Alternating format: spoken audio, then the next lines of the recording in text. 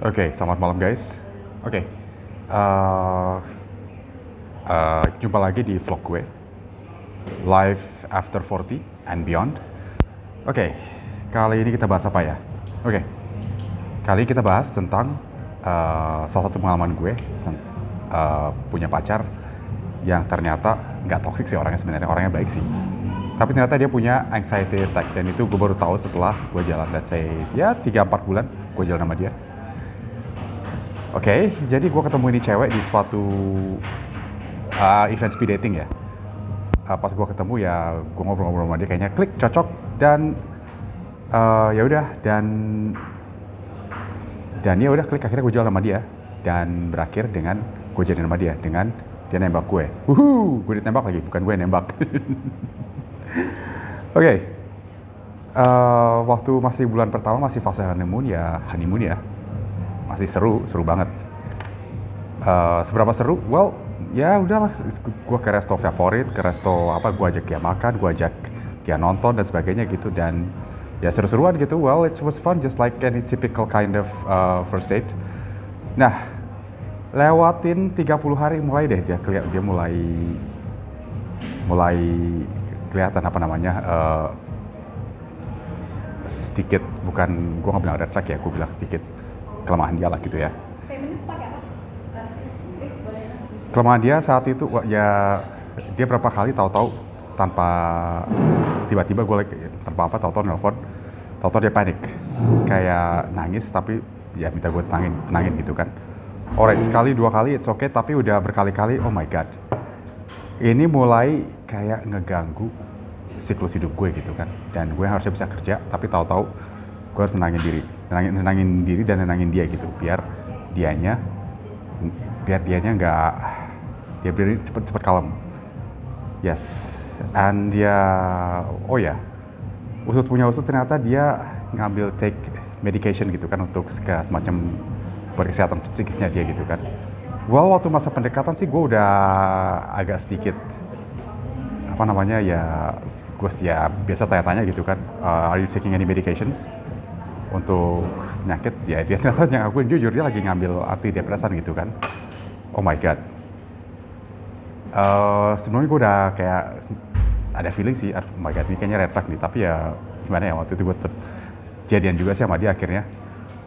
Alright, nah saat cewek gue waktu itu kena anxiety attack, iya itu ya, kita kayak tadi gue bilang, dia tahu-tahu panik sendiri gitu kan, tanpa sebab gitu kan. Dia jadi ya, orang yang anxiety attack itu dia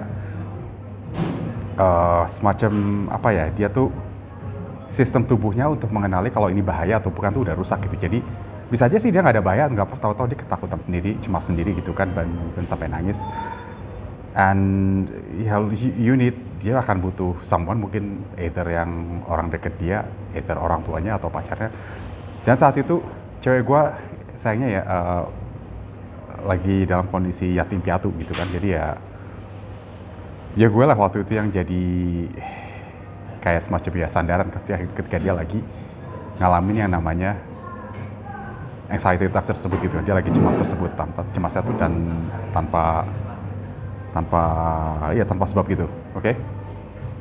Oh ya, anxiety attack itu bagi, gimana ya, kalau analoginya tuh dia seperti asma. Kalau itu ya, asma kadang-kadang misalnya nggak ada kenapa, tahu-tahu orang tahu-tahu nafas, gimana caranya biar tenangin? Ya udah, ya kalau orang lagi kena sakit asma, mungkin ya tenangin diri dulu, coba inhale oksigen sebanyak-banyaknya, dan mungkin ya setelah let's say 15 hingga 30 menit baru tenang gitu, baru nafasnya kembali normal gitu.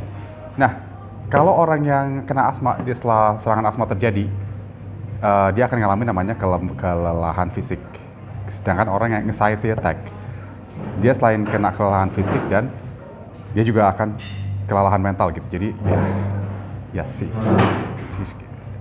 it's tiring. Apalagi juga buat orang yang nenangin dia, apalagi orang yang tersebut tuh nggak ngerti cara nenangin. Ya singkat cerita, gue akhirnya ya putus sama cewek gue saat itu, because why?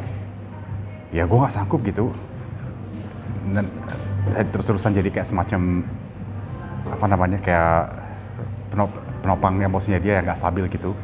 Ya gue sebagai pria udah 40 plus, ya waktu itu belum 40 sih, waktu gue masih 39 menuju 40, gue butuh sedikit kestabilan emosi dan mental, dan I need time to calm down untuk diri sendiri gitu. Iya, akhirnya ya udah putus because setelah gue berpikir, gue nggak bisa ada lagi tambahan beban di hidup gue. Oh guys, ngomong-ngomong ini gue lagi hangout di Laker Cafe ya, Laker Cafe, well, untuk Lakers. Mereka specialty-nya kurang lebih ada burger, ada steak. Let's check out the menu dulu ya, mereka punya apa. They've got, big meat platter, but setengah juta sih. Untuk mini meat platter ada 288 sih. Well, we've got these brisket hot dogs, ada 70 ribuan. Yeah, okay, of course they've got pizza also.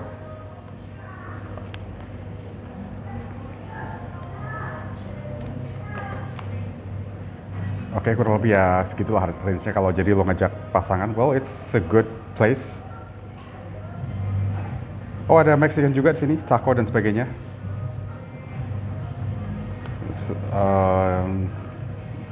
Yes, tadi di sini gue cobain itu pancake yang ini tadi, and yeah, not bad. So yes, worth the visit kalau menurut gue.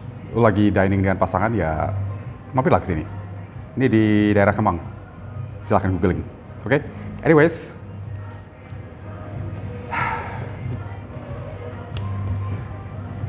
yeah. So,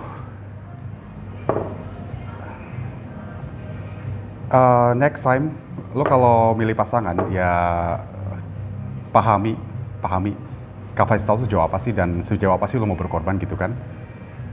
Apakah dengan lo bersama dengan orang yang terlalu menguras emosi kamu, dan bahkan dia bisa ngajak kamu yang lagi di sini, tahu-tahu kamu jadi ikut tenggelam gara-gara dia.